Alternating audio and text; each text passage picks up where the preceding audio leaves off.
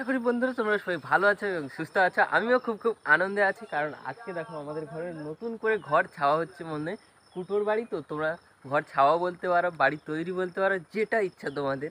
এখন নতুন করে হচ্ছে এক পাশে সবার প্রথমে যে কুটোগুলো এখন লাগানো হয়েছে, আরও পুরোটা এমন দেওয়া হবে।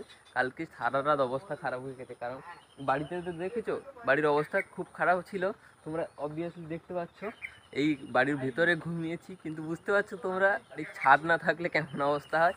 আর আমাদের বাড়ির ভেতরে সমস্ত জিনিসপত্র সব বাইরে বের করে দেওয়া হয়েছে, কারণ বাড়ির কাজ চলছে বলে। দেখো সমস্ত জিনিসপত্র যেগুলো দরকারি জিনিস ছাড়া সেগুলো সব বাইরে বের করে দিয়েছে।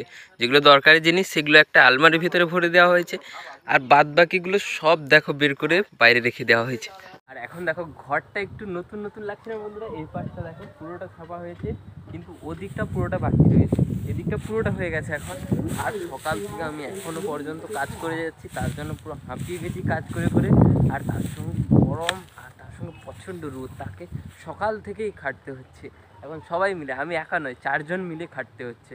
আর এইদিকে দেখো এদিকটা পুরো বাকি রয়েছে, ও সাইডটা হয়ে গেছে। এদিকটা হয়ে গেলে আমাদের বাড়ি তৈরি হয়ে যাবে নতুন। একটাও বেজে গেছে। এখন যদি আমি স্নান করি তাহলে সন্ধ্যার সময় আবার নোংরা হতে হবে, তার জন্য এখন স্নান করবো না, খাওয়া দাওয়া করে কাজ বাজ করে সন্ধ্যার সময় স্নান করবো।